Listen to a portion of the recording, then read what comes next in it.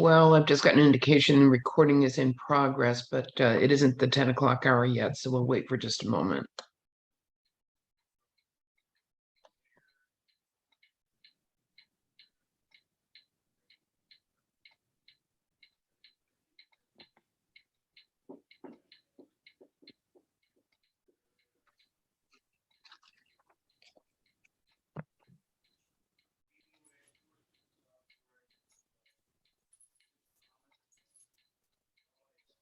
Why is it in these circumstances that a minute seems to go on forever?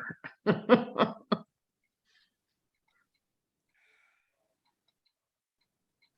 would go faster to watch a pot boil. Oh, yeah, absolutely. Not by much, though. Yeah.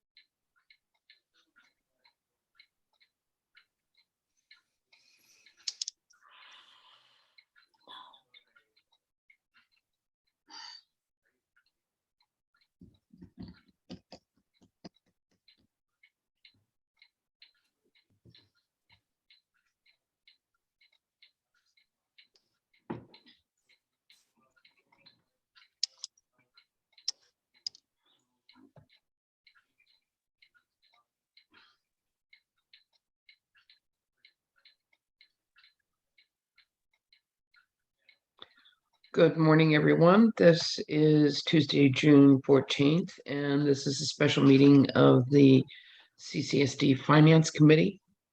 And this represents our call to order. And in looking to establish a quorum, we have one member of the committee who's not available today, Mr. Siegler. Fortunately or unfortunately, received a notification for jury duty, so he isn't able to join us this morning. I don't have anything in terms of the chairman's report, as we are here basically for a single purpose today. So we'll just go ahead and be getting to that. I will ask first, though, if there are any community member communications. Any member may want to make an announcement or report briefly on his or her activities or ask a question for clarification. Are there any? Yeah. All right, not seeing any. We'll move on to public comment on agenda items. And in terms of public comment, we have an individual attendee at this point. Mr. Pearson, do you choose to? Yes. Okay, thank you. So, and apparently Mr. Danzo needs to be brought in as part of the group. And Mr. Weigold, when you have an opportunity, if you could advance Mr. Pearson, please. Actually, I don't have host duties, but if you click on Ray's name, All right. you should see promote to panelist. Okay, I've got allow to talk and more promote to panelists. Okay. Promote to panelists. Thank you.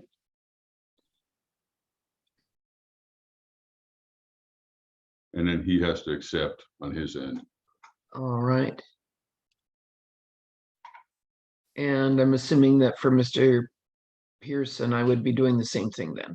Correct. Just click on his name and allow to talk. Thank you. And then he'll have to unmute himself. Unmute at his end, right. Good morning, Mr. Pearson. Good morning, everyone. I'm here as the R&I committee liaison, as well as a member of the public.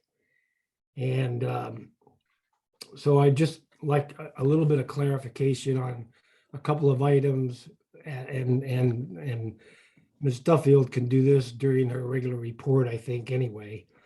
One is the budget, as shown, of course, doesn't include any of the IGA work, and doesn't show the bond funding or anything like that. And I understand that, but it'd be nice to get an update as to where that's at and how that will be coming along, so that when will it be added to the budget? Will it make it to the permanent budget that's shown in August or not? I guess is my question. The second is water meter work, which keeps getting put off. And, the R&I committee, looked at that.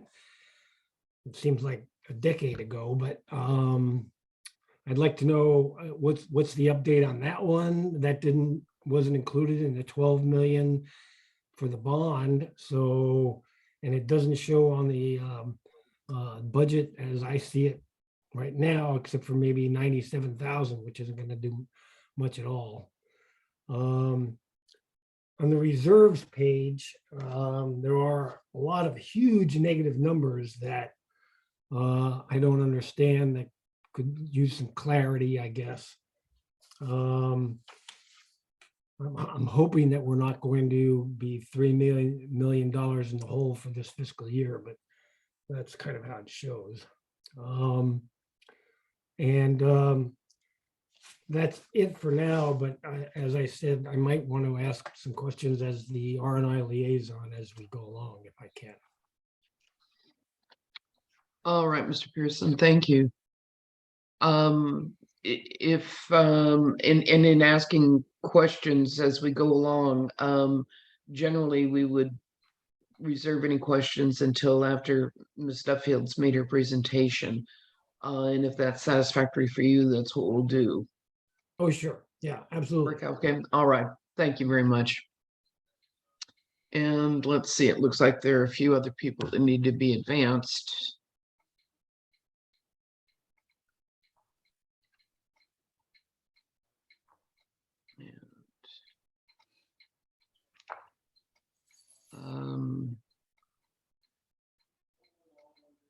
Interesting. I don't know who John is here. Perhaps John Alchin. I don't know unless Ray needs all of them in. I don't know that they need to be brought in as panelists. All right. So as we go on, Mr. Danzo, if you would like me to advance any of those, please let me know. No, they don't need to be advanced panels. All right. Now, Mr. Weigold, I have historically lost someone trying to remove them or retire them from being a panelist. So if you could provide some insight to that for me. Sure. So in their Hollywood Square box in the upper right-hand corner, you'll see a little blue box with 3 dots. Right. If you click on that, you should see removed from panelist or Let's see, hide non-video participant or remove from permission to talk. remove from permission to talk. Excellent, thank you. All right. My training has completed, I believe. Thank you. Well done. Excellent. Okay.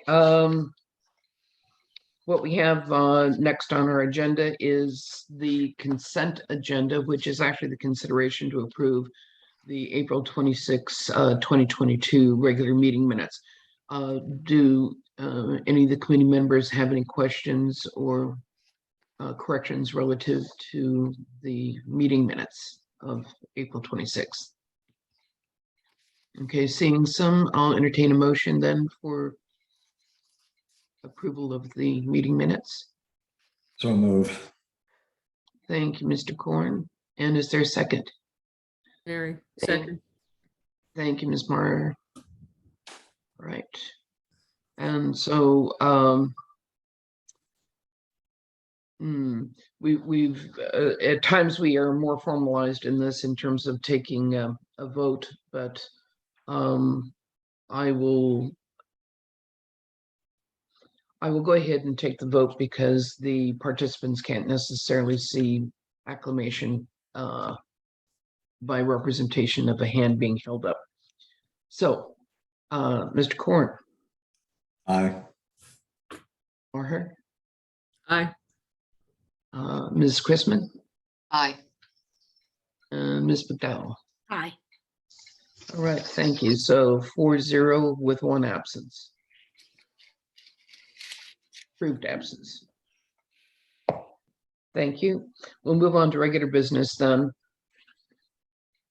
And in presentation of the agenda item 3A is review and discuss the FY 2022-23 preliminary budget and provide recommendations to the board. As you're here, Mr. Weigel, do you want to introduce this in any way or just turn it over to Ms. Duffield? You're muted. Mr. Weigel, you're muted. Sorry about that. Yes, please. Chairman Stidel, agenda item 3A, as you mentioned, is to review and discuss the FY 22-23 preliminary budget and provide a recommendation or recommendations to the board. As you may recall, we put together a preliminary budget because we don't yet know the final numbers for the fourth quarter, which ends June 30th.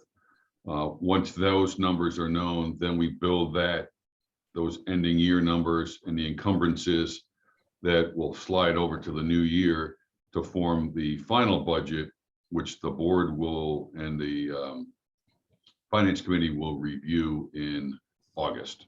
So this is the preliminary budget, and in some cases you'll see some red balances in the red for the fiscal year coming, because we already know we're going to have some monies that we didn't spend this fiscal year flowing over, which is going to put some of those balances or most of them in the positive. We also, as Dave Pearson mentioned, we don't yet have the IGA work contracts in place. First, there's a contract required to actually do the work with PG&E. We're working on that. We're waiting for their proposal on that. Then we have to seek financing, which we're in the process of doing. And then once all that is finalized, which right now we think somewhere in the August timeframe, that'll hit our books, and that's when the budget adjustment will hit. And I'll have, Pam standing by to talk more about this. So you won't see a lot of that in this budget right now because nothing's happened yet. And until it happens, we can't add it in the budget. And so for the utilities budget, we don't have any of that in there yet, but Ray Dienzo knows, and I'm telling his managers that are listening now, don't spend a lot of money until we have this funding in place, because it's kind of like applying for a home loan. You want to make your balance sheets look good. You want to look like you're in good financial condition, when you apply. So we're being very conservative there in that regard, to not spending a lot of money on those enterprise funds. On the water meter, to answer his question on that, it's the water meter is not going through bond funding because based on recommendations from our financial advisor, he thinks we'll, and also Ray Dienzo, we think we can get leases for those water meters through the manufacturer.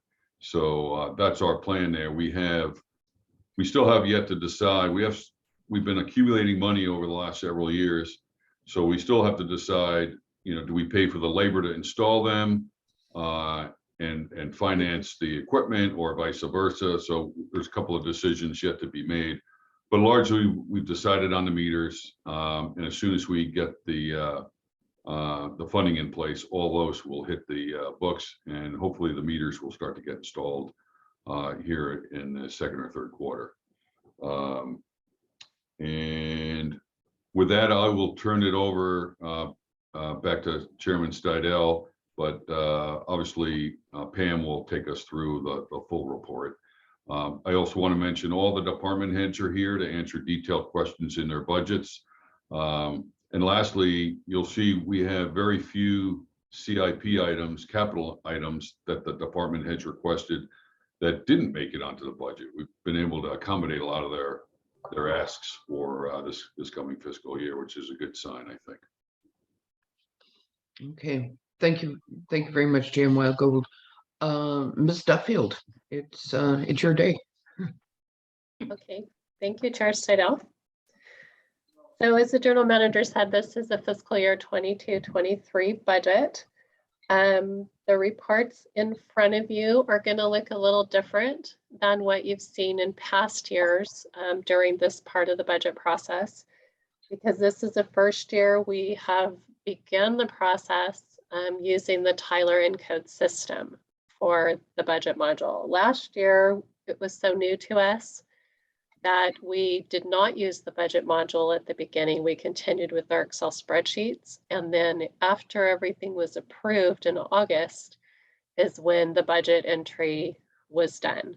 So we've kind of started from scratch in this case. So hopefully it's much less pages because it shrinks it together. It's much smaller of a printout.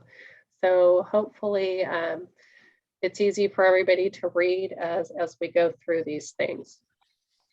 So I'm just going to start off by just giving some overall statistics and some information on how we went about building the budget.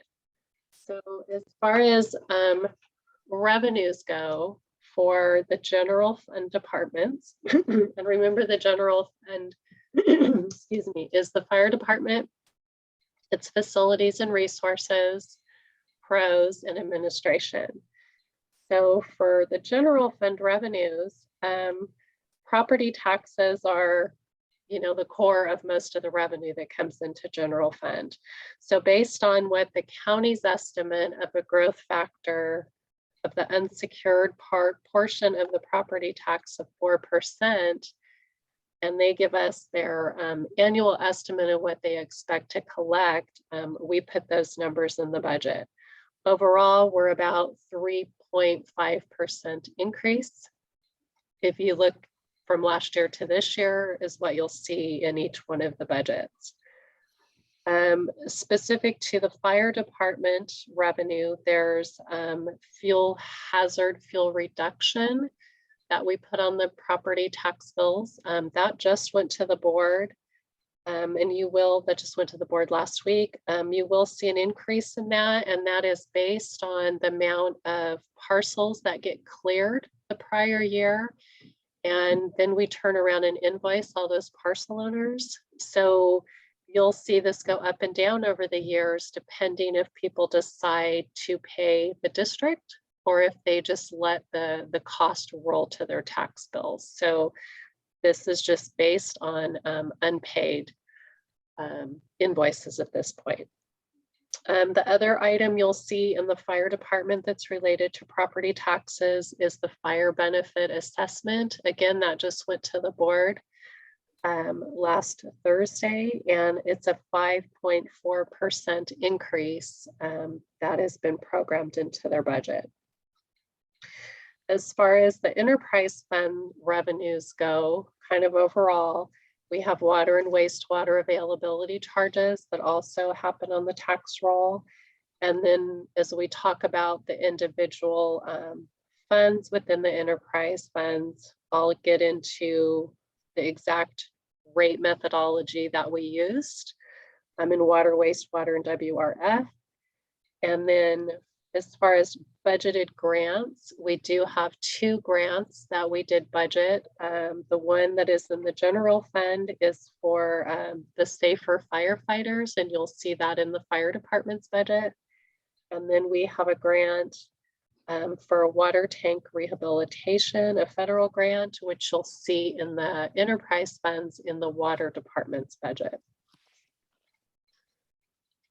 So moving on to expenditures, salaries, just to kind of talk broadly about salaries. We have 3 different represented unions. I guess we have 2 unions and we have the unrepresented union. So for the International Firefighters Association, they are under a MOU agreement with the district. And in January of 2023, the fire staff will receive a 4% increase, which is the fourth of 5 years of pre-planned increases as adopted by their MOU. As far as the SEIU unit goes, which includes all the maintenance and operations staff and the administrative staff, there is a 1.5% across the board for all staff in January. And then there's an additional 1% equity for maintenance and operations, which does not include the administrative staff. Just maintenance and operations will receive that additional equity. And again, that's 4 years of the 5-year MOU agreement as well. The management and confidential, or the MCE group, they're under a 3-year agreement, which ends this November, and that is a 2% increase. So all of those pre-planned increases have been put into the budget. Medical insurance, it's always a challenge to budget for the medical insurance because CalPERS doesn't adopt their rates until, I don't know if it's the end of this week or the end of next week. So at the time when we prepare the budget, you know, we kind of just have to guess and see where we land. The savings here that we could recognize is that we continue, and we have done this for the last 2 years, that once the rates are available, we look at what is the lowest cost plan. And we're trying to really get down to the lowest cost plan available. And that means there's more onus on the employee or the retiree to pay a larger percentage of their monthly health insurance than the district. So we're continuing to try to get to that lowest cost plan. Dental and life, we have no projected increase, so you won't see a change there at all. As far as CalPERS goes, we've had some minimal increases in each one of the tiers. So for the safety folks, we have 3 tiers. We have the classic tier or tier 1, we have classic tier 2, and then we have the PEPRA tiers. So for safety, the tier 1 is increasing by 0.4. So it's going from 23.71% to 23.75%. So it has a very minimal increase for the employer side. For the tier 2, there's no increase at all. It's staying at 20.64. And for PEPRA, it's going down a little bit. For PEPRA, it's going from 13.13% down to 12.78%. Where we do see the increase overall in our PERS rates for safety is in the unfunded liability. So that is going up approximately 14%. It's going from 135,000 to 154,000. Wow.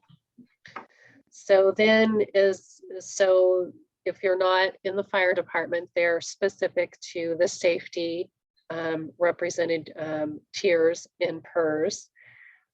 Everyone else is covered under the miscellaneous tiers. And again, we have the same type of structure. We have the classic or tier 1, we have classic tier 2, and then we have the PEPRA tier. So the kind of the same things happening. Tier 1 didn't change. For miscellaneous, it's 15.25%, and it's staying that way in the new year.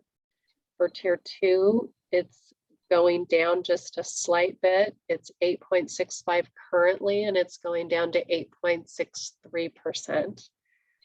And then PEPRA is decreasing a slight bit, just like it's in safety, from 7.59% to 7.47%. And then again, in our unfunded liability, we're going up about 12% in the miscellaneous classifications. We're going from 399,000 up to 452,000 as our annual amount.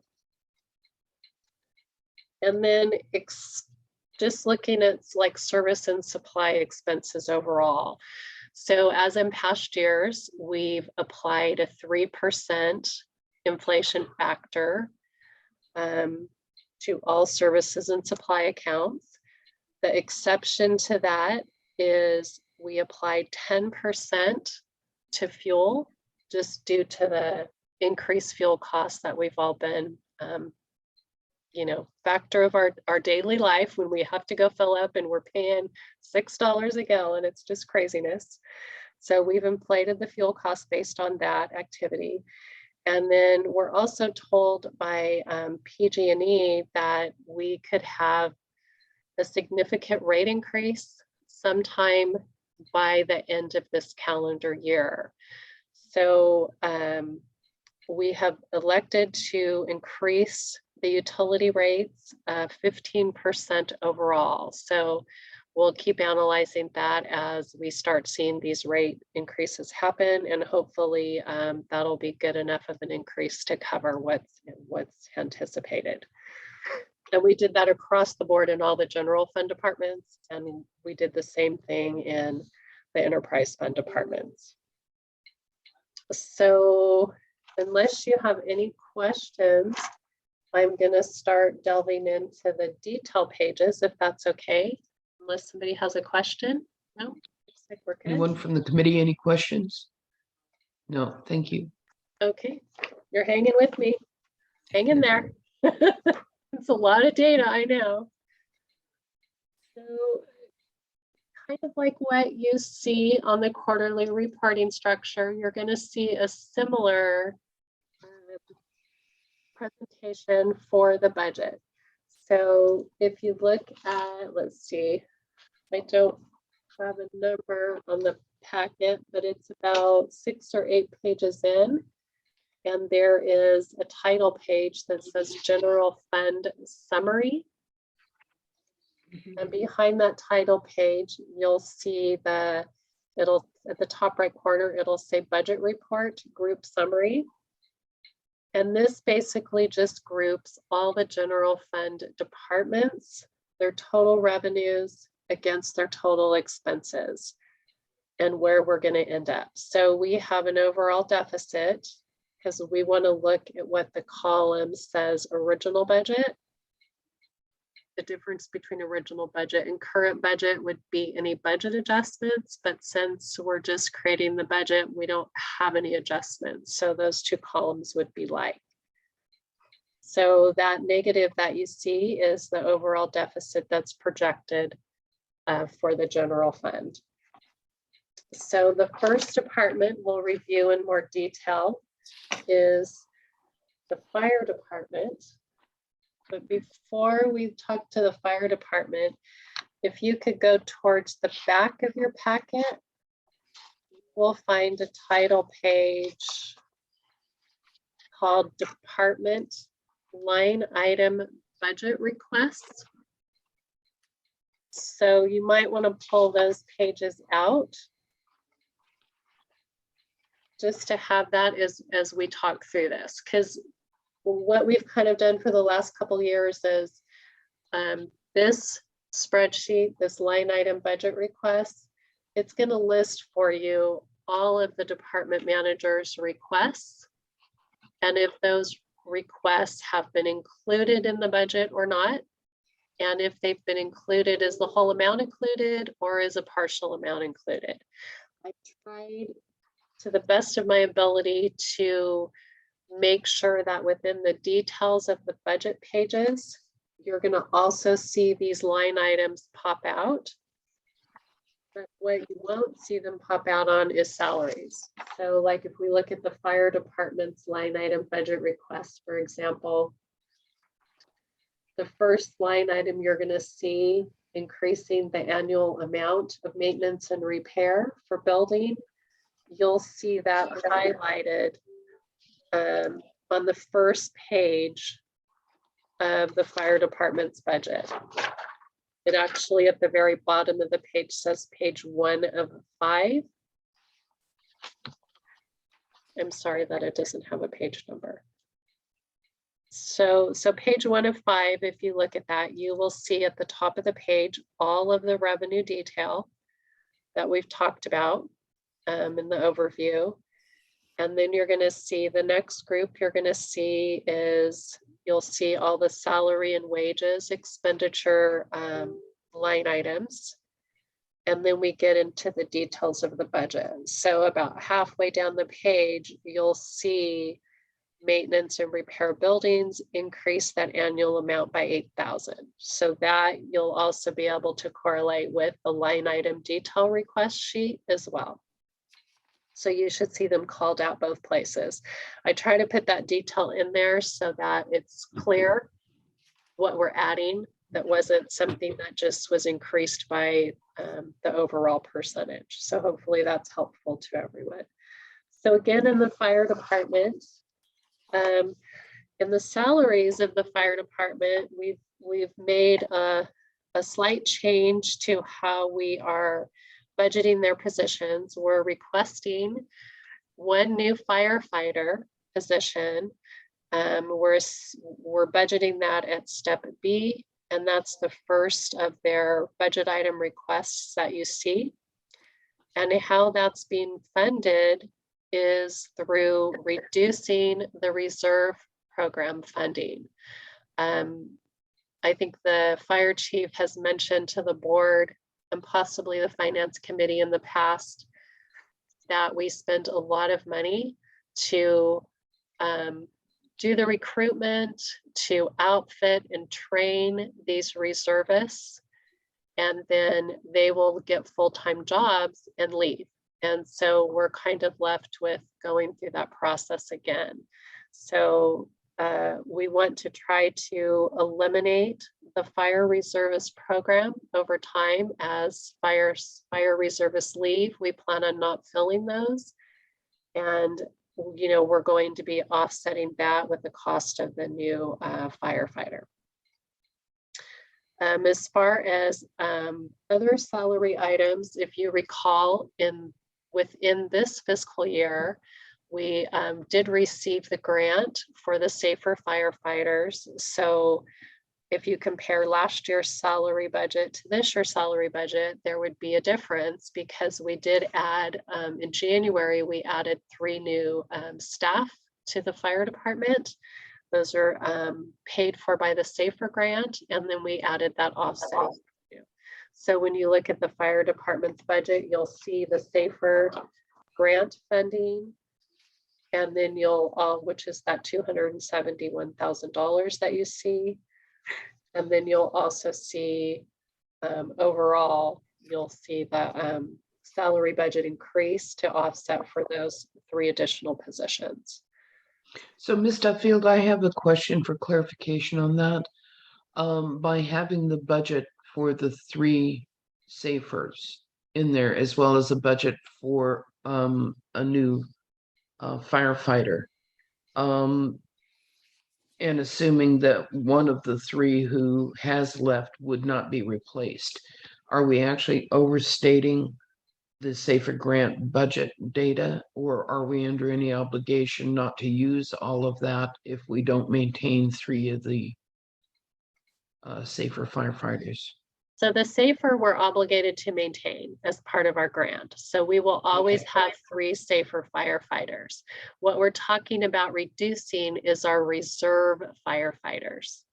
These are non-benefited staff that kind of come and go through the district. So it's the reservists that we're talking about reducing, not the Safer grant funded full-time Thank you for firefighter clarifying. position.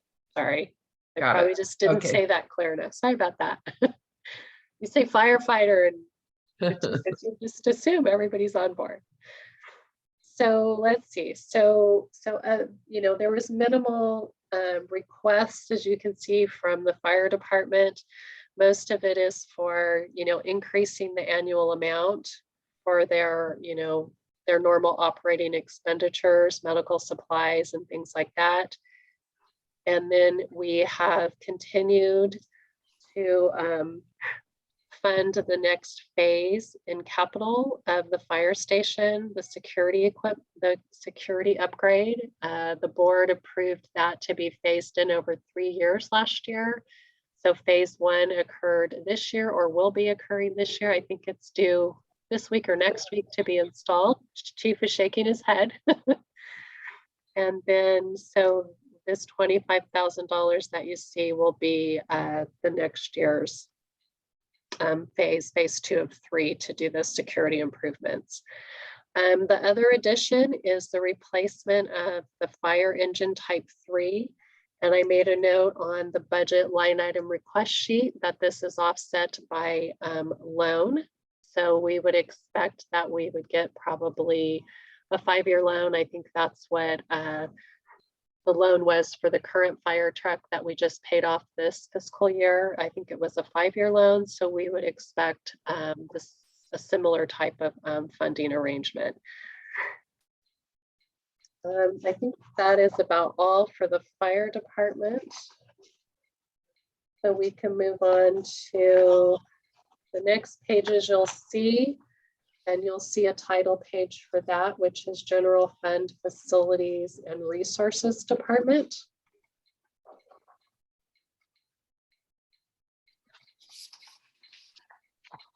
And again, it's a couple pages in that you'll see the Facilities and Resources Department budget. You'll start out with all of the revenues, and we talked about most of the revenues property tax related. The other revenues are related to the Vets Hall, the rental of the Vets Hall, and different things. And all of those amounts are unchanged from prior years.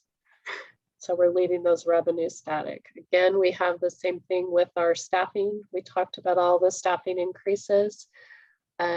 Facilities and Resources did request an additional maintenance worker for approximately $80,000 to fund that. And we just couldn't fit that into their budget this year. So, you know, hopefully in next year, we'll maybe try again for that, and maybe we'll see if we can fit that in. So you'll see that on your line item requests.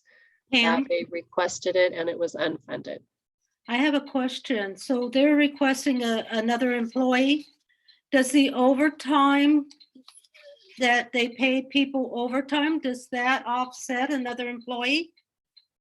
No, it's more of we contract a lot of stuff out. So Okay. if we reduce that, we could possibly fund another employee, but we just haven't gone through that exercise at this point to do that. Okay, thank you.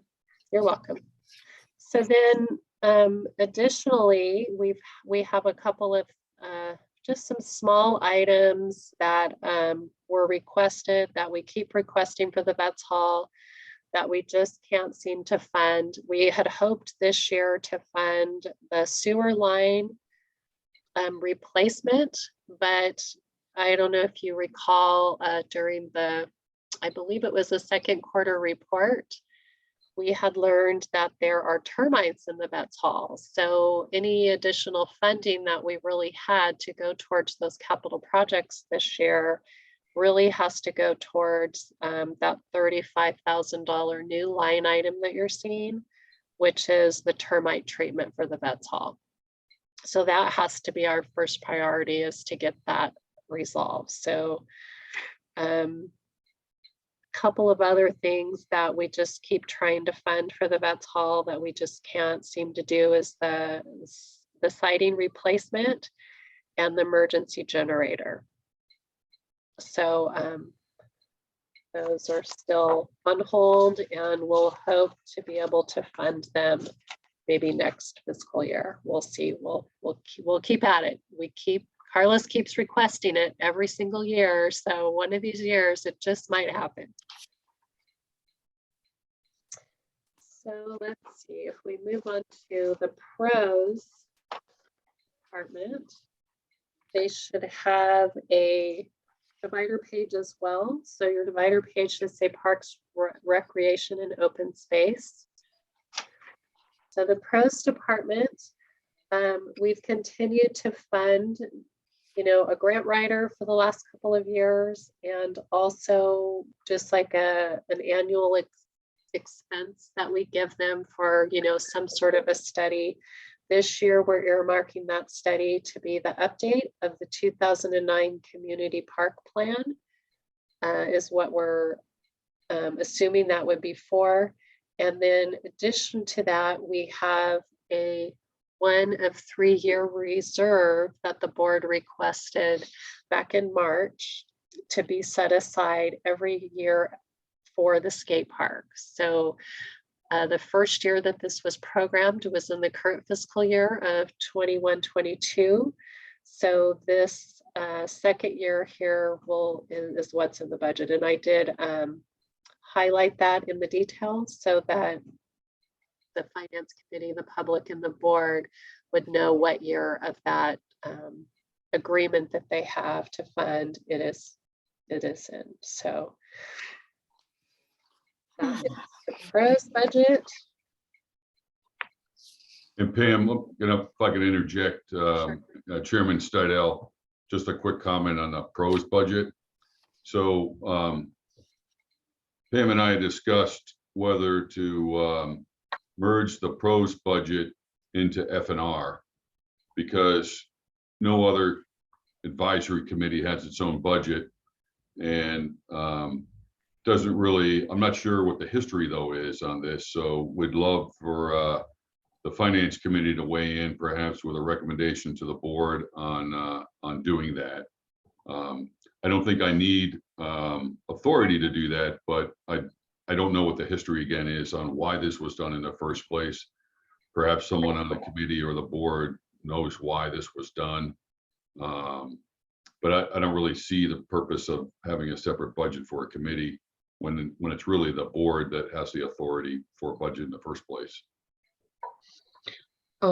Thank you, Jim Whitegold. And yes, I agree that that's something that we can, an item that we can take up and have some conversation about when we get finished going over the budget overall. I have to agree that it causes confusion also for the pros committee, because they feel that those are monies that are available to them, although they do not have the authority to be able to use monies in those ways. And probably the recommendation for facilities and resources is a good one, but let's have the conversation. Okay, so then moving on to the administration budget. You'll see the title page with that on there. So again, the administration budget doesn't have a lot of changes in the revenues. The franchise fees is the biggest source of revenue that comes in, and that we are leaving as is. There's some ripples through the chain of the trash hauler that they may be requesting a rate increase. They're doing a rate analysis at this moment. So, this is something we don't have the exact details for and could not program into the budget. Plus, it has to go through a Prop 218 process if they do request a rate increase. So that would unfold throughout the 22-23 fiscal year sometime. And any budget adjustment out of that would just happen at that time if the rates were approved or protested. So we're leaving those all the same. We talked about salaries already, and so I'll get into expenditures. So, the big part of the administrative budget as far as services and supplies is, a big factor is the property and liability insurance. So this year we have a significant increase of 21%. So that's detailed there for you. We also have some additional computer items that we've put in the budget. We have a minimal increase for our annual LAFCO of 6%. And then we did budget for the election that we will have the election services. So every year when the county does the election for us for the new board members, they do charge us for that. So we've put that in the budget. The other significant item that we added in the administrative budget is for our meeting expenses. So there's been a lot of talk about, you know, when the state of emergency is over for the coronavirus, are we going to continue with meetings on Zoom? Are we going to do a hybrid meeting of Zoom and in person? You know, what are we really going to do? And so we went ahead and programmed into the budget the thought that if we do a hybrid meeting, there's a significant expense to that. You know, this is like, it's like $1,900 a meeting.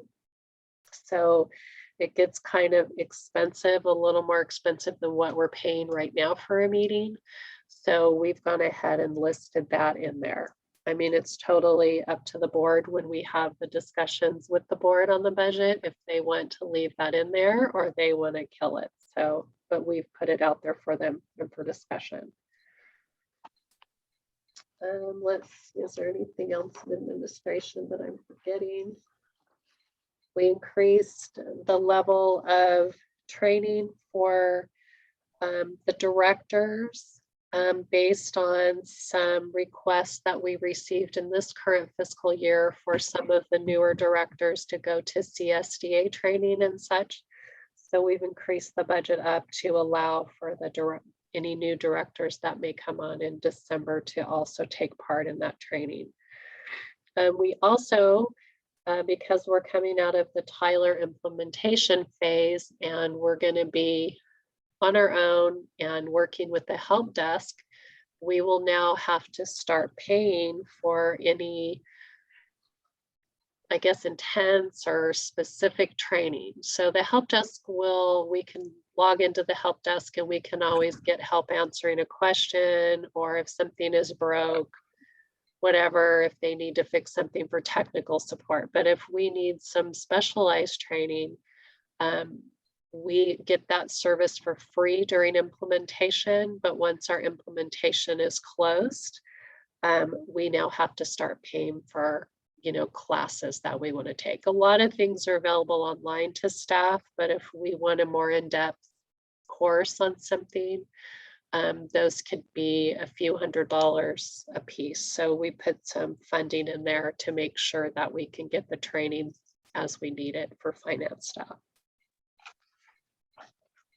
So that concludes the general fund budget units. Do you have any questions before I delve into overhead? Right. With that being said, I was thinking that if we take a break for a second to ask first the committee members if there are any questions relative to general fund. Okay, I have one question that has to do with the Vets Hall, specifically the sewer line replacement and the electrical emergency generator and equipment. Is anyone in position to give me some feedback about what kind of risk we run by not being more aggressive in finding a way to fund these? So I can start out, and then Ray could probably join in on the sewer line. So my understanding of the sewer line is, as long as we keep an eye on that and maintain it, we can use our own in-house team to do that. In fact, we can use our own in-house team to do some of the excavation, and then use an outside contractor to actually do the repair itself. But Ray, you have any comments? I mean, as far as, you know, lifespan, I think you last told me we can go for several more years, but at some point, you know, we want to keep this head of the list. Yes, so the urgency is obviously event specific, but we have our wastewater guys have put it on their rounds to help maintain that line. Because what we could do is we could pump it on a regular basis so that it won't be a problem. But again, but it's not a permanent fix. So we do have a way to mitigate the problem for now, but it does need a permanent fix. All right, so I understand, yeah, event specific, but you feel that we can maintain this with the in-house review and support on regular basis for another year or two? Is that what I'm hearing? Yes, yes. Okay. I have a question. Ben, the plumber, I believe, did a lot of work on that Vetsol sewer line at one time. Am I incorrect in thinking it was resolved, or this is additional problem, or maybe I'm wrong? So Josh, you want to address that? yeah, so, yeah, we've had the issue of the line, now for a number of years, and it's the main, line that picks up, the sewer from both the Legion and the Vetsol side. And, we've done some minor repairs to try to mitigate that with some backflow devices to prevent sewer from backing up on the Legion side. But after having it videoed, the plumber found that there's a belly, there's somewhat of a small dip in the line that causes material to stay there and then back up over time. So if we get large events at the Vetsol, there's more likelihood of that sewer line getting backed up, and then it's gonna impact any users that are there at the Vetsol. Mr. Dianzo is correct that we have been able to maintain that to a certain degree. We have it on our schedule for my staff to go out there at least once or twice a month to jet that line on the backside to prevent that from happening. It's not the best solution of staff time, but we are able to maintain it at this point. So it's easily accessible to do that then. We have installed sewer cleanouts, several sewer cleanouts on the backside of the Vetsol to allow us to do that, both close to the Legion side and one in the middle of the sewer line to make sure that it's cleared out. Okay. Okay, thank you, Mr. Mendoza. And the other one was the electrical emergency, the generator and equipment. Is that a risk situation, or is that a matter of? Right now, we identified the Vetsol as a potential emergency shelter, charging medical devices, powering those up for in an emergency. And it's in my mind, it's somewhere between a nice to have and a must have. And we hope to apply for another grant. It's not yet designated as an emergency facility. So that's part of our issue to do that, and then look for a grant again at some point in the future where we can get that installed, because it's going to be somewhere $70,000 to $100,000 to put that in, because we have to put in a new transfer switch as well. So it's a fairly costly thing to do, but because it's community oriented, we think we can get a grant for that at some point. Okay, so the value of that 50,000 doesn't really reflect the impact, the cost impact. Correct. And I would just add that we have actually the infrastructure there at the Vetsol to accept a generator. So there's actually a hookup system, and it has been tested. So we can hook up a temporary generator there if it is brought to the Vetsol. But we don't have an additional generator to be able to be brought down there in case of emergency. So again, the infrastructure is there. We just don't have the equipment to be able to use it. Yeah, that would be for a portable temporary generator where we plug in near the front of the building. We have facilities like that all around. What we're talking about is a permanently installed generator that would come on automatically in an emergency. So Okay. would that facility have to be solar? Would that have to be a solar facility? No,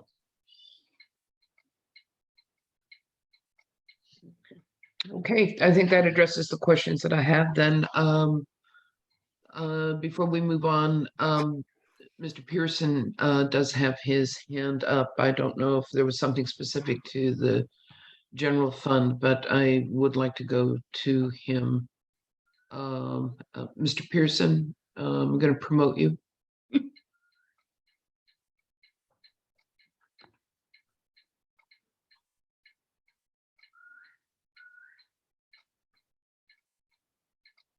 Thank you.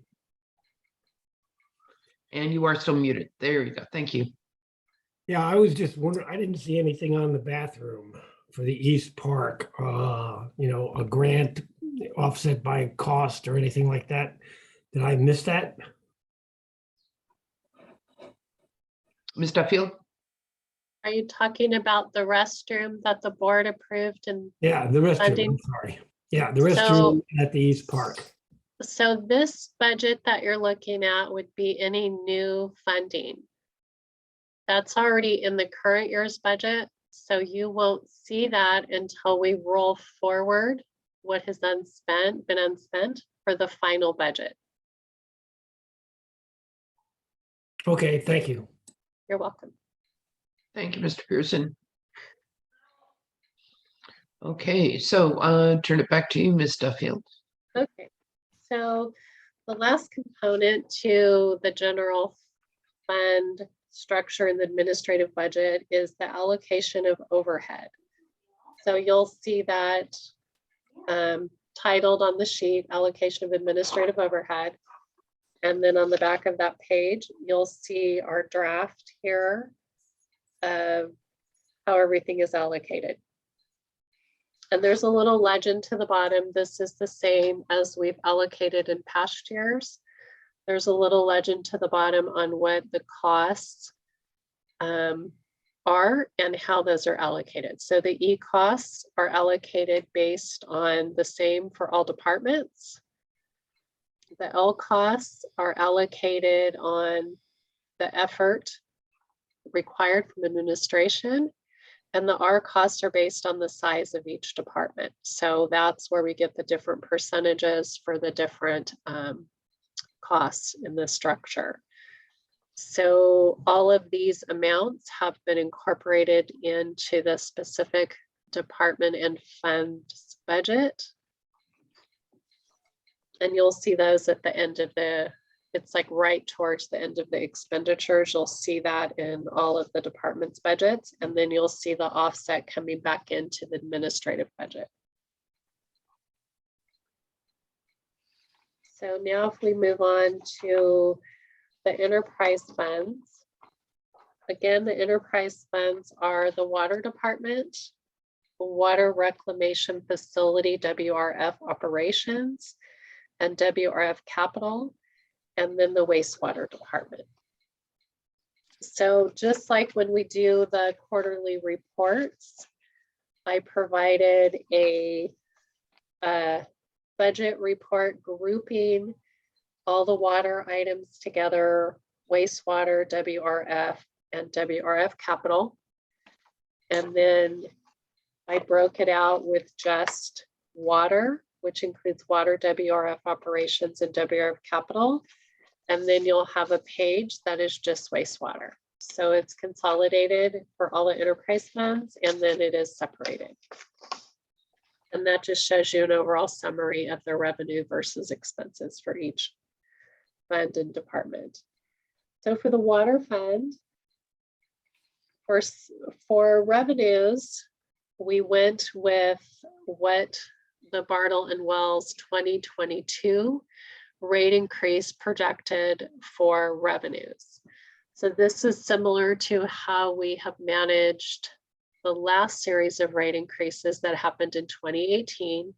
We used that as our revenue marker, and then we budgeted accordingly as far as that. So the amount that you see on that first line on the water fund that is straight from the rate increase. Those are the pages within there that, you know, we've talked about over the years. All of these other revenues, again, are based out of the rate increase. The only exception to that is the very last line item that you see, which says grant revenue for capital projects for $375,000. That is actually the federal appropriation grant that we're anticipating for the water tank rehabilitation. So the water tank is in the current year's budget, but the revenue has not been programmed for that offset yet. So the bottom line of the water department's budget is a little inflated by like 370,000 because we have that revenue budgeted, that grant, but the offsetting expenditure will happen when we carry forward that project budget into the new fiscal year. It just didn't align in this current fiscal year to be able to put the revenue budget in there. So that'll true up when that process happens in August.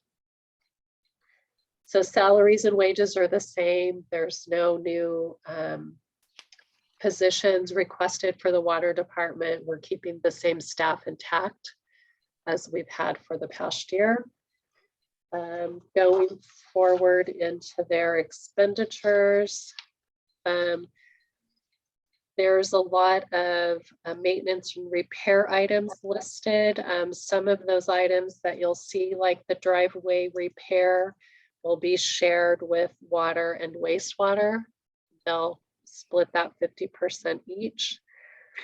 And then, you know, there's some different studies that are required, and those are listed under the professional service category. You'll see all those different studies, those new studies that they're required to do, updating of the basin management plan, adding a grant writer, some engineering services. We have a watershed report that's due. So, you know, there's some things happening there.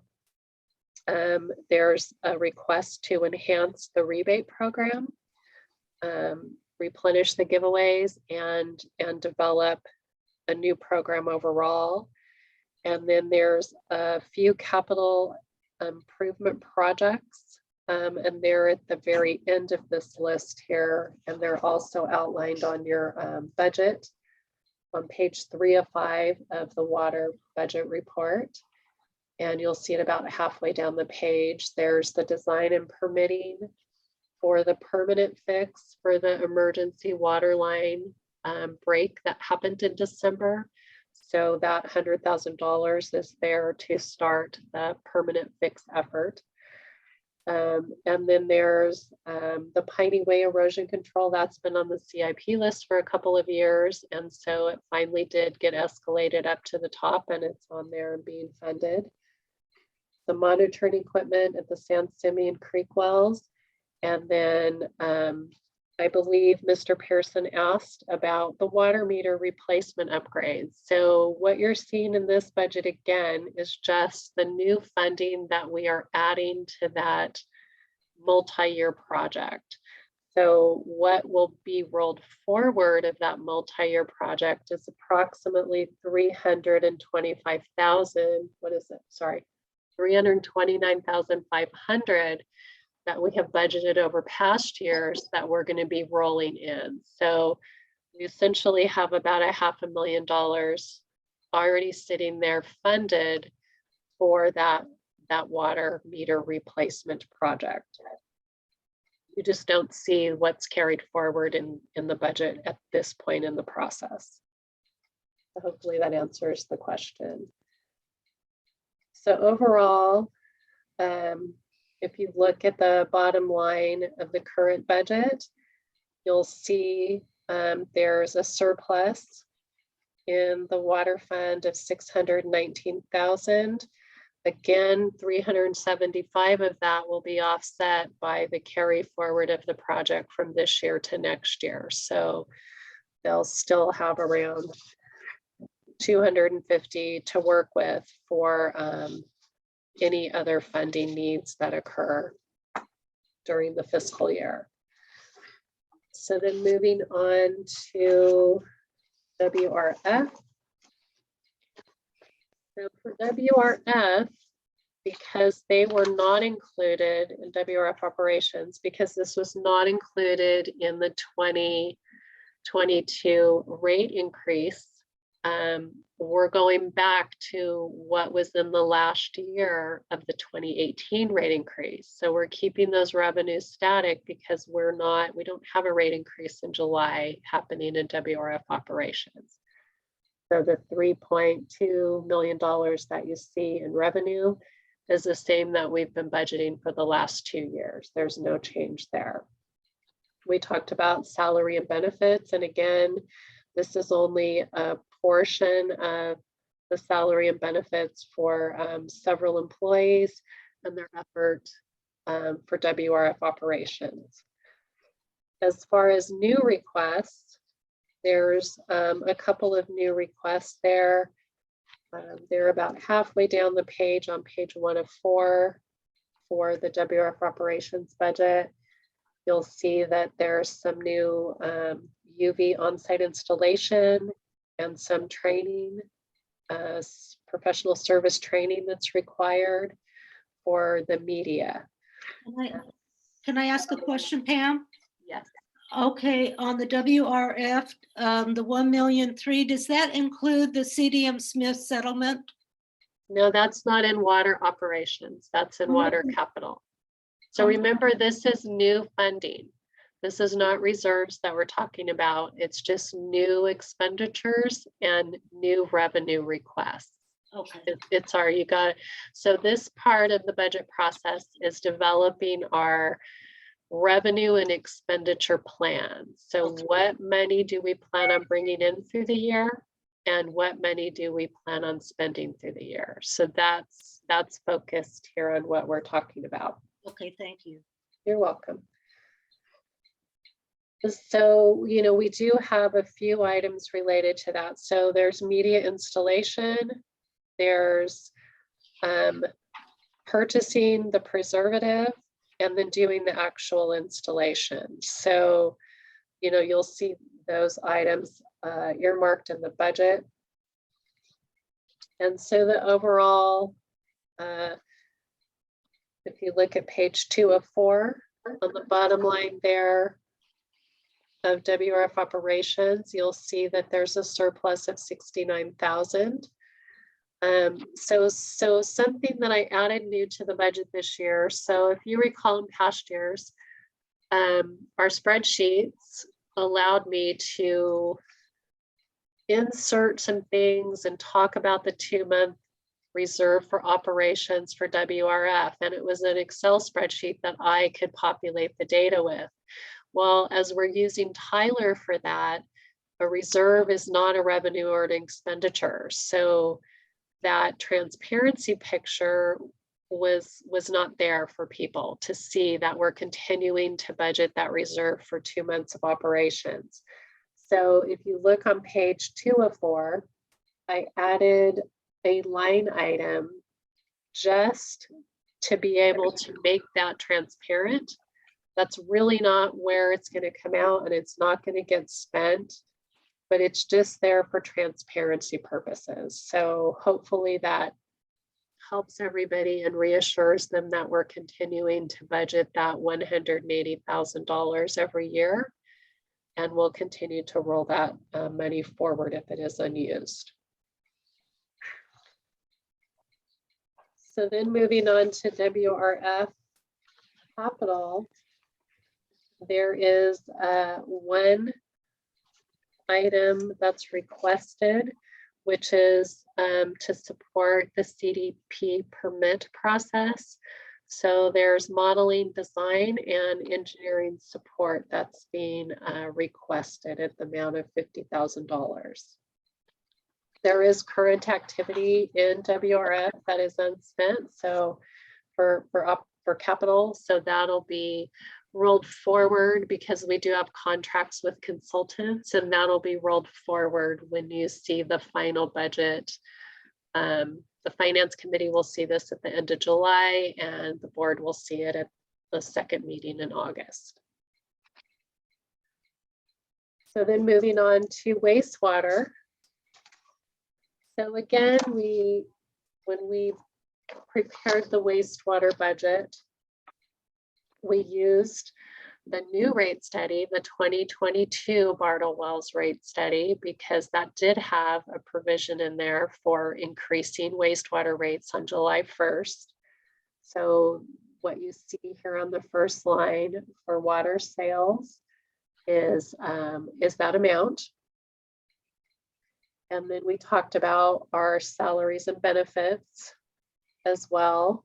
So the new items that were requested by the wastewater department, as you can see, there's some system collection line repairs that they requested, painting and coating of handrails, the driveway repairs, like we talked about in the water budget, sharing that cost with water 50%. Some training materials, and then again, various professional services, just like in the water department for some, plans and such that are required to be updated. And then as far as capital improvements go, we, as a general manager said at the beginning of the presentation, we elected to not fund any of those capital improvements until we know the outcome of the IGA financing. So none of the IGA has been included in this budget because at this point we don't have that information. We don't know what our debt service will be, and we don't know when the debt service payments will kick in. So none of that is in here. The one item that we did include as part of our financial advisor and the rate increase process when we went through that analysis is it was suggested to us that we should pay off the City National Bank loan. We have what's happening in 2023, and then we had one more payment in 2024 that was due. So at the advice of our financial advisors, we decided to go ahead and include that payoff into this budget. So if you look at our debt service, where page is it on? It is towards the bottom of page 2 of 5. You'll see that it's called Principal on 99 Refi. Is kind of the title that you'll see.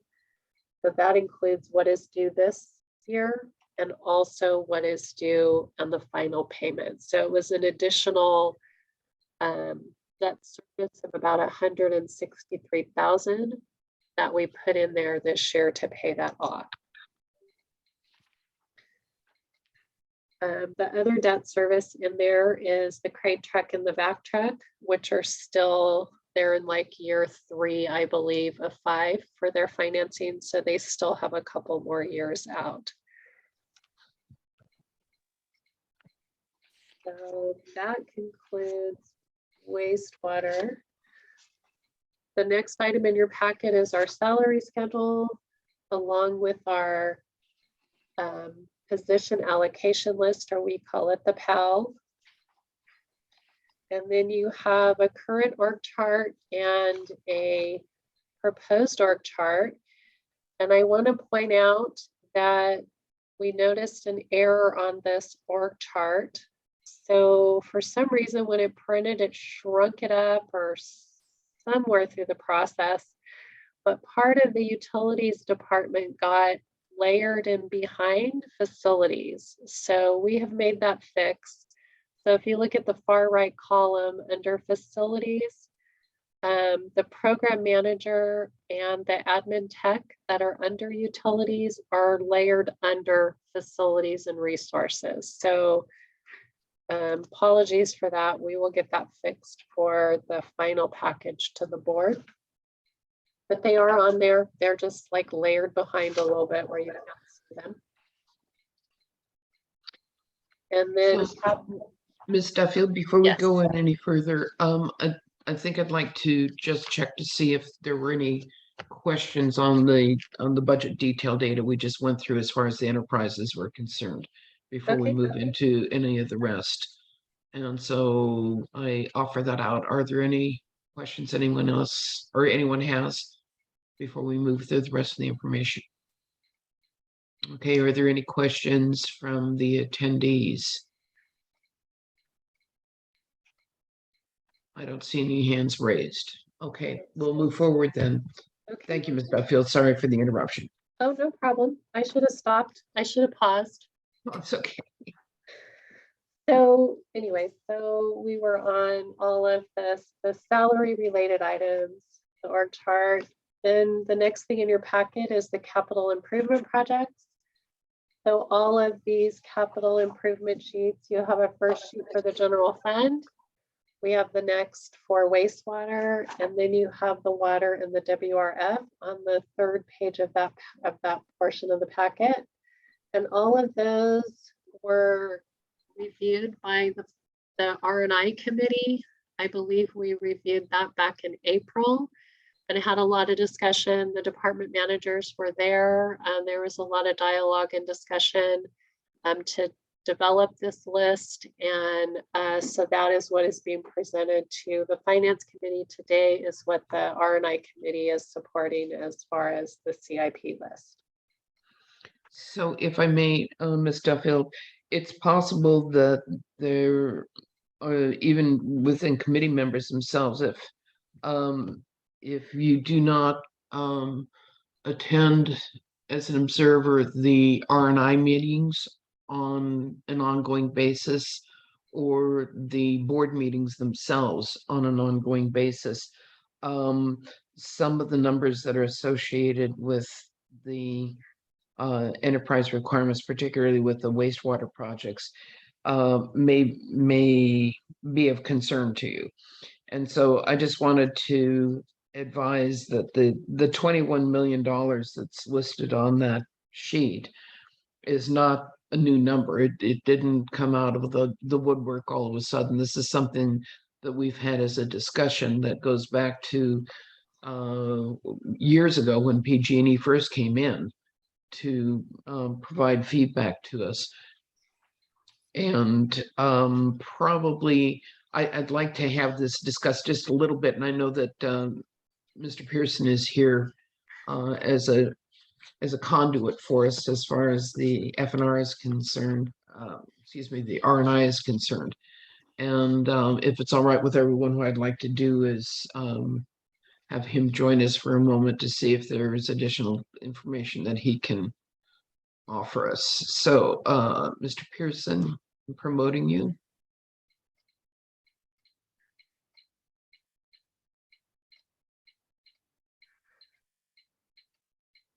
All right. Okay. So the only question or comment I have is that it appears that the line item, the column D FY project cost hasn't been filled in on these, and I was hoping that we'd be able to see that, and also some ideas to, how much has been spent. For instance, on fire department station security, we know that the total is $80,000, but I think the chief this fiscal year has spent some of that. And I think next year it's in the budget for him to spend some more. So it's hard to get the clarity on this CIP as far as how much has been spent and how much is budgeted for the following year. But at least if FY project cost, if that could be for this budget year, how much is being projected, how much cost is being projected within the budget, that might make some sense. Ms. Duffield, do you have anything to add to that? So we populate that column D throughout the fiscal year as costs happen. So the fire department has not exhausted their budget this year of $30,000 for the security upgrade improvements. That is still in process. So if you look at the third quarter report, you would see $1,000 expended towards that. That was the deposit we had to make to order the materials and move forward with that project. So we've never used the CIP list to show multiple year costs. We use it only for the current fiscal year to report what is spent during that fiscal year.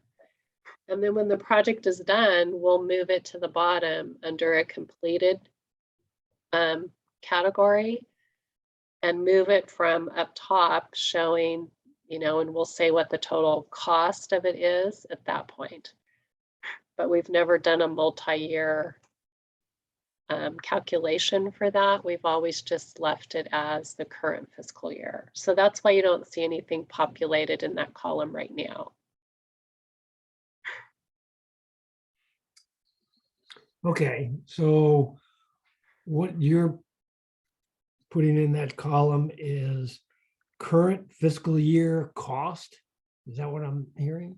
Correct. So if you looked at the quarter 3 report that we just took to the board in May, and you looked at the CIP pages, you would see the actual cost in fiscal year 21-22 that occurred in those particular CIP projects. Okay, And Pam, just to make sure I understand exactly what you're saying, but doesn't each manager know or have? I mean, it seems like there is probably somewhere in the organization something that says how much has been spent on each of these line items. I'm assuming the managers have it, or I'm just trying to make sure I understand. I'm assuming it's available somewhere for the R committee. Correct. So I think what Mr. Pearson was asking is that we show the cumulative total for what's been spent for that particular project. But we haven't ever done that crossing fiscal years.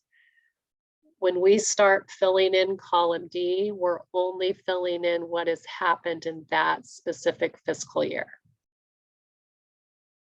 We're not saying, like, I guess we could add a column for previous fiscal year, previous costs, but we've just not done that in the past. Yeah, it just might be something to consider, just thinking from a manager standpoint. I'm assuming they either know or would want to know, I guess, how much, especially now that we're getting into multi-year and we're actually have the ability to spend some money, that just to be able to track, how much I spend, just the whole project, because then it would line up to the 10-year cost eventually. But just a thought to consider to see if it helps the team.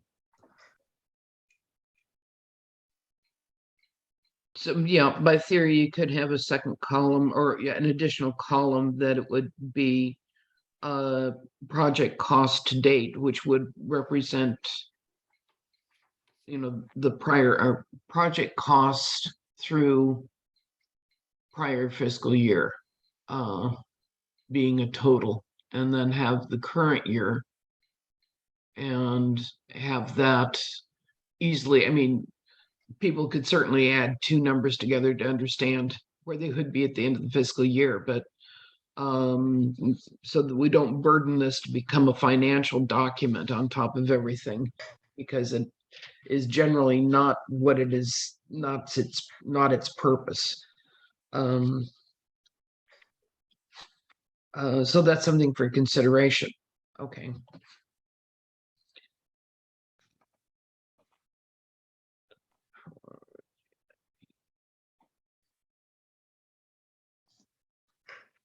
All right. Okay. Thank you. Mr. Pearson, does that?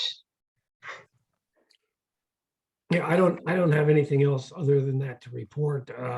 We did review this, and we are currently working with Mr. Dienzo. We have an ad hoc that is looking at the criteria that he uses to get to priority 1, 2, and 3. And when we're done reviewing that with him, we'll bring it to you guys, and you can look at that and hopefully agree with what we've come up with. Oh, excellent. Thank you. Okay. All right. What we'll Okay. do then is move on And then the next items in your packet are the department line item budget request, and we've been going through those as we've looked at each department and budget. Do you have any questions there?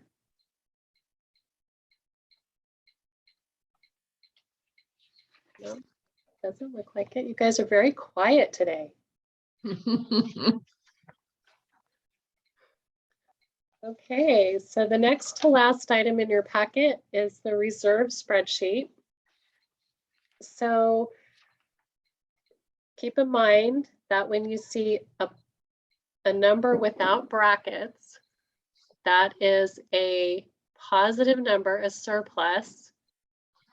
And when you see an item with brackets, it's taking it away or it's a deficit. So if you look at the bottom line of this worksheet, everything is positive. So there was an earlier comment that there was a lot of negatives. So I'm not sure where that was coming from, but if maybe it's just looking at the current fiscal year, I'm not sure what the confusion was.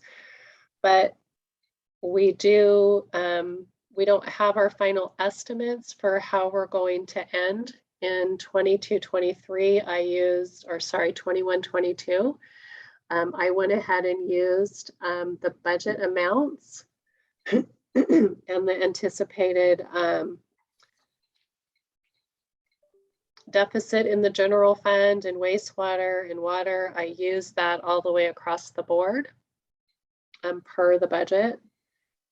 And then the next thing you see is all the pages that we've been looking at and what the deficit or the surplus is, department and fund. So those are in the next line. And then you'll see what is owed still when you get down into interfund loans. You're going to see what is owed back to the general fund from water and from wastewater. And then there it is, your ending reserves that are estimated for June 30, 2023 overall for the district. And remember, this is just a draft at this point because we don't have the final numbers for 21-22. So, you know, as those numbers become available, this sheet will be updated again through the final budget process in August. So the last item provided for you is just a quick recap that we can get out of Tyler, which compares the budget that we loaded for 2021 and the current budget of 21-22 against what we're proposing for the 22-23 budget. So I thought this would maybe be important for the committee to review, because in the past budget cycles, you're able to see actual costs in like 3 prior fiscal years up against the current budget that we're, you know, talking about, the proposed budget or the final budget. But in putting this in the new financial system, our reporting, you know, options are a little different. So this at least kind of gives you some idea of what we've done in past years. It was simply just a historic look back and just information for you.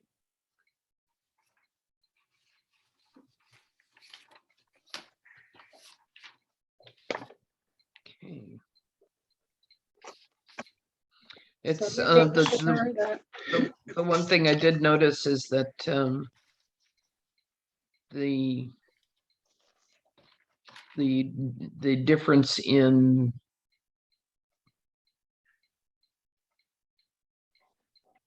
the actual revenues versus the budget in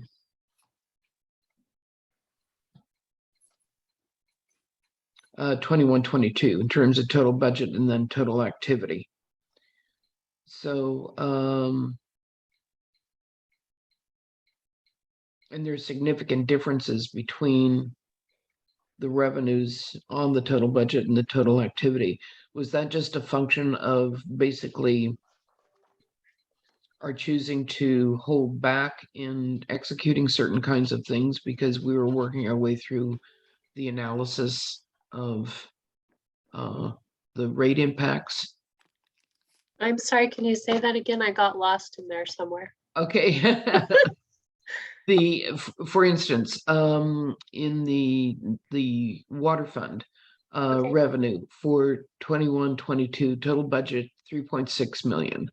And then the total activity is 2.9. So that reduction in terms of revenue,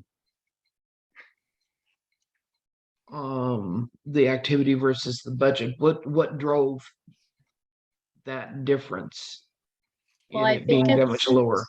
Well, I think it's because we had conservation measures in place during those years. I mean, that would be the only reason to flex between the two. Because Mhm.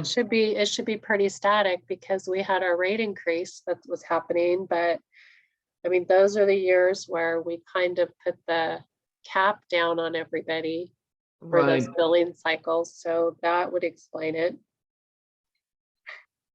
And the same is true if you look at wastewater Mhm. and WRF, it kind of has the same impact.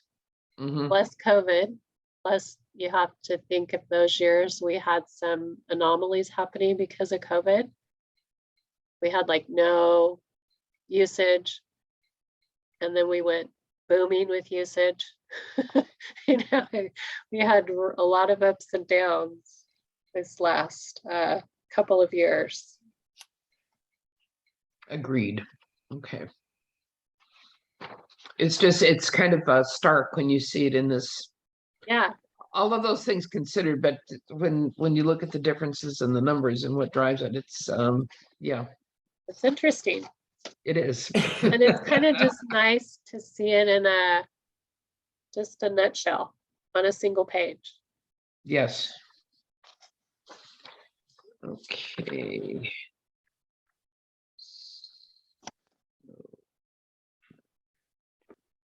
Okay, so Okay. I have some questions. So on the last page of our transmittal, we outlined a few items.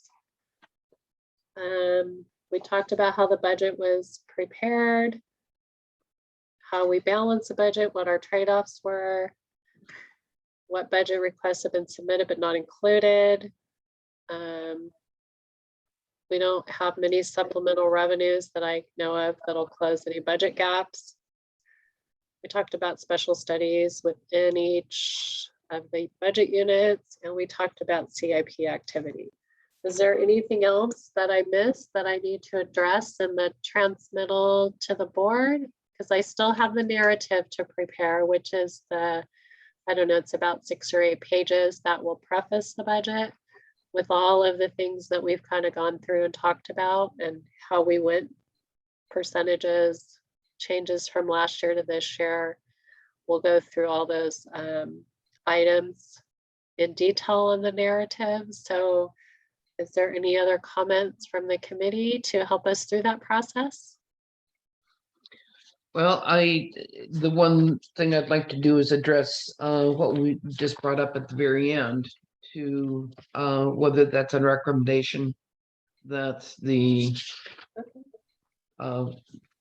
board members would like to make.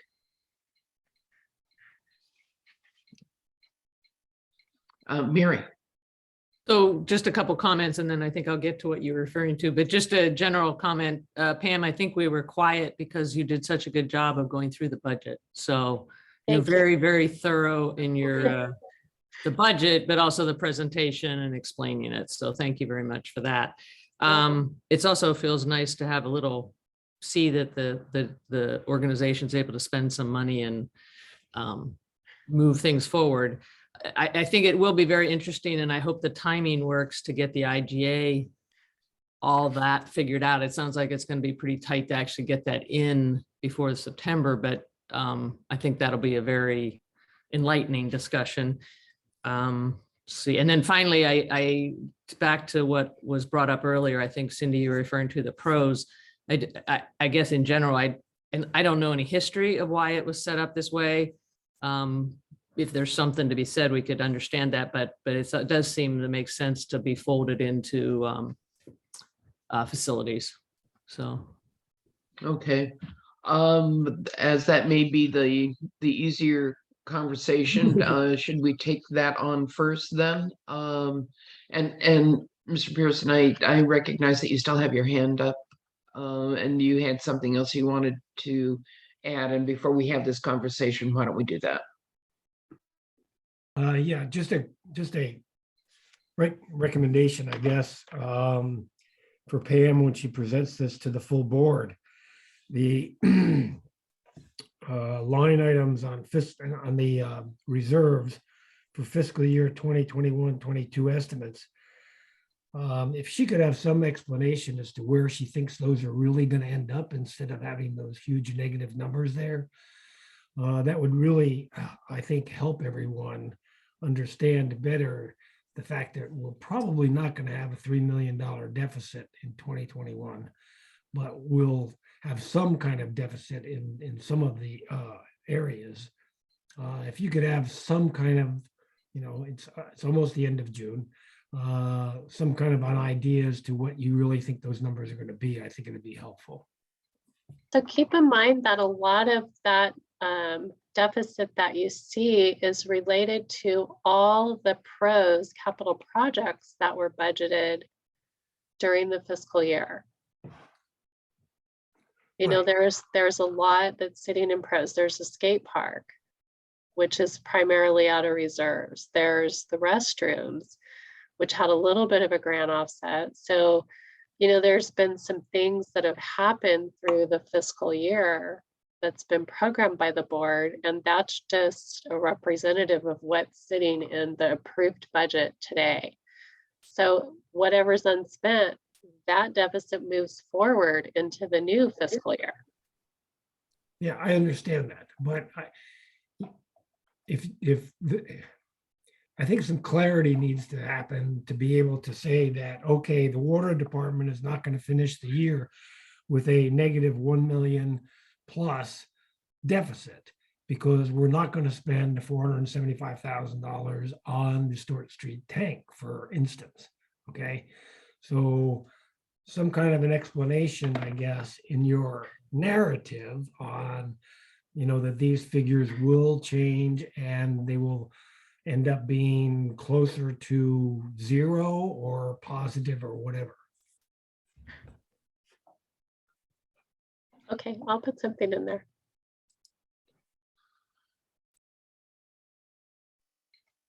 Okay. Was there anything else, Mr. Pearson? No, nothing from me. Thank you. Thank you. All right. So first, let's have a conversation about realigning the pros budget as it stands to become relocated as an element of the facilities and resources. Does anyone have strong feelings one way or the other about that? It would be a recommendation to the board to have that structure. Ms. Chrisman? I don't have a strong feeling about it. I wonder if anybody on the pros commission would. Or does it matter? As they're an advisory committee, we're in the position of making the recommendation, and the board is in the position of taking those actions. So. Oh, okay, thanks. Seems to make a lot of sense to me, and the two are closely related. Okay. Is there anyone else that would take a position differently? Ms. McDowell? I just think that maybe starting next fiscal year that we should just move that money into another category, into another into where you wanted it to go with Carlos. Facilities and resources. Yeah, and Yeah. that's what we're, okay. And- So you're and in just support of that remove also, it- Just remove it totally so there's no confusion. right? That's my Okay. thought. Okay. Cindy, Um, are you looking to have a vote, or I don't even know if we can? I think that is the discussion enough, or do you want a motion? I would like to take a vote just because we're making a recommendation to the board on the basis of the presentation that's been provided to us.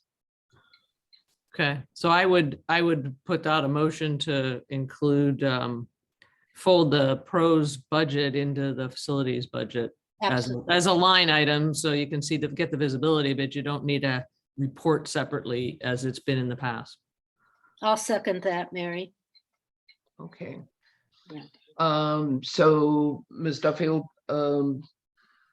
it's if the motion were something more formalized, like recommend that the budget in the pros area be relocated as an element of facilities and resources in the budget.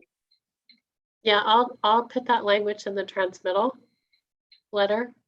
Okay. We would like more discussion about that. The Okay. only reason I think that it could maybe have been separate all these years is maybe having to do with our LAFCO latent powers. Maybe they were, because we have Parks and Rec Authority, maybe that's why we've always called out a special Parks, Rec, and Open Space budget. You know, Mhm. I don't really know any history. Carlos has his hand up. Maybe he has Right. some history when it occurred, when Department 16 was developed. I don't know. Okay. Mr. Mendoza. Yeah, I don't have a problem with it. I think two thoughts come to mind as far as the reasoning why two budgets were placed, or the budgets were placed like that. Historically, the Pros Commission has had capital projects listed on their budget. And so once those capital projects are built, then the maintenance of those projects gets turned over to facilities and resources budget. So that has kind of been a historical of how pros has been used in the past. The other reasoning behind having sort of a budget for the pros is grants. And I think having a budget under pros has allowed in the past the district to apply for some grants. So those are basically the two reasonings behind having that budget. I don't know that it makes that big of a difference now. For us, we work together with the pros budget and the facilities budget, so they're very much one of the same. Mm-hmm. So just wanted to provide some of that historical feedback. Okay. Yeah, I don't know if there would be a limitation for grants just by the fact of, because pros wouldn't be applying for a grant, so it wouldn't be coming in under their name, and the monies wouldn't be coming to them because they don't have any authority to receive funds or to spend them directly. Chief Hollingsworth, was there something that you had wanted to add to that conversation? No. Okay. No, ma'am. All right. Well, we do have a motion and a second, and I would like to do that just so that we can record it formally, and Ms. Duffield can relay that in her documentation to the board as appropriate, but that way it will record the discussion. So Ms. Meyer, how do you vote?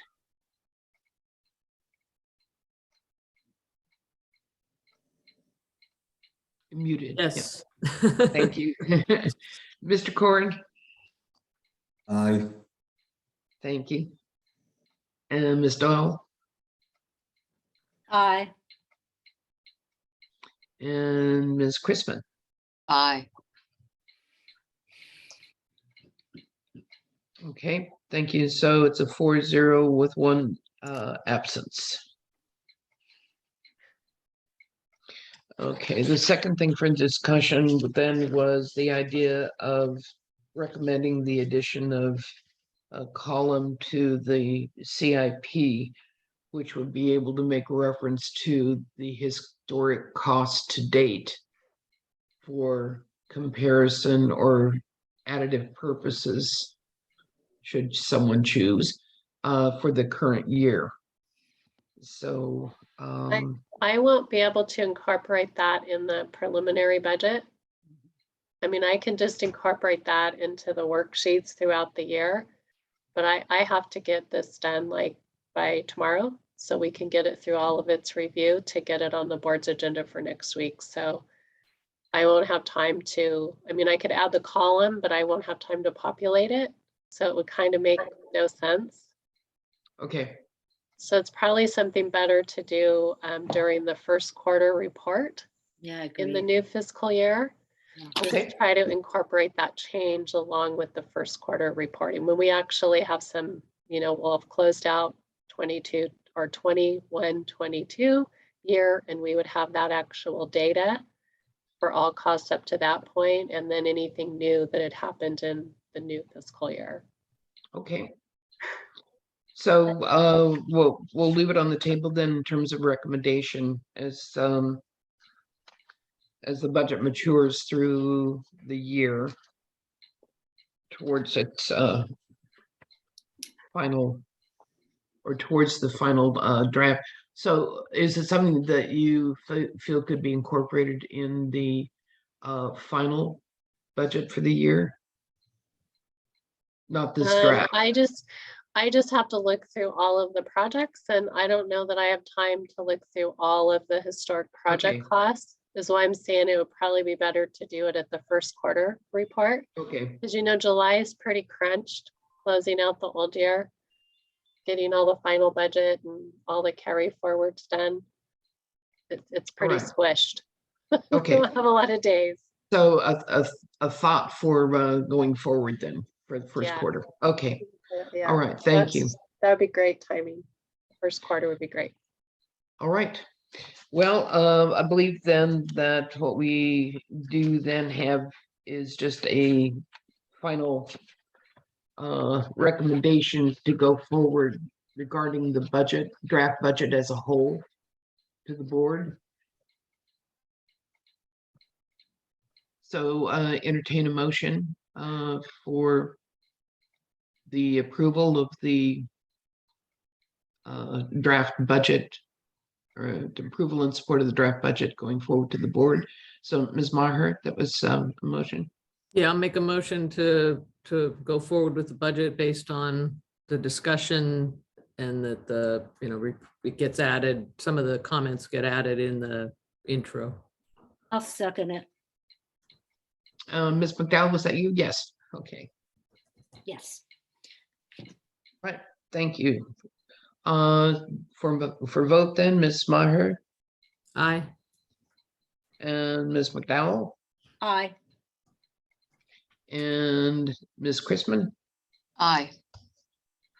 and Mr. Korn. Aye.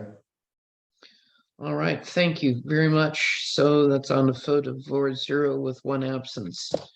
We've completed our work content then, and we've actually managed to do it within the time frame of our meeting. So congratulations to everyone, and specifically to Ms. Duffield, because I would like to reiterate the statements that Ms. Maher made, because Good job, Pam.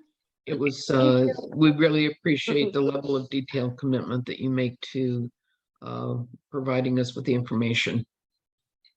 It's very much appreciated. I will ask if there are any future agenda items. I have one that's, hold on, Bill. This is a big one. Years ago, we had an in-house attorney. And because of all the litigation and all of the things that is cost the district, I was wondering if it would behoove us to do some kind of get a proposal for a in-house legal firm in-house, so an employee in the district instead of out of the district. Do you understand what I'm saying? Does that make sense? An employee. We have trouble getting money to hire a clerical But or a we spent firefighter. a fortune on litigation, a fortune this year on litigation. And we know what the Windler cases cost us, and we know what our retainers are and different things. And it may behoove to do the exercise to see if it would be beneficial. That's all I'm putting out there. The real benefit is not having an individual who would be an employee. The benefit is having an individual who's part of a law firm who has the resources to draw on additional expertise and the depth of an organization to be able to support us in the very varied kinds of litigations that come our way, many of which we in essence don't have control over, but that we are named within. We had at one and time, we can- Cindy, we had our own attorney, Art Montandon. At one time, the district did employ an attorney. I'm not saying that isn't the case. It's just a food for thought. That's all I'm putting out there is food for thought. And then the other thing is, Pam, you mentioned, and John Weigold mentioned, a finance advisor. Is that somebody on staff, or who is that? Financial advisor? So we are working with Bartle Wells. Okay. So they're part of our financing team. So Okay. we basically have a placement agent, a bond counsel, and a financial advisor. Okay. Are we under contract with them? The board approved contracting with all of those groups. I believe they approved that in May's meeting, I believe, or early June. And that's just a part of the process we have to go through to do our financing for the IGA projects. That's all I have to say. Thank you. You're welcome. Thank you. All right. Anything else? We're at a position then of adjournment for today. Thank you all very much for your time and for your efforts and the feedback that's gone on today. Appreciate your support very much. Thank you. Thank you. Thanks, everyone. Bye. Bye. Thanks, Pam. You're welcome. See you next month.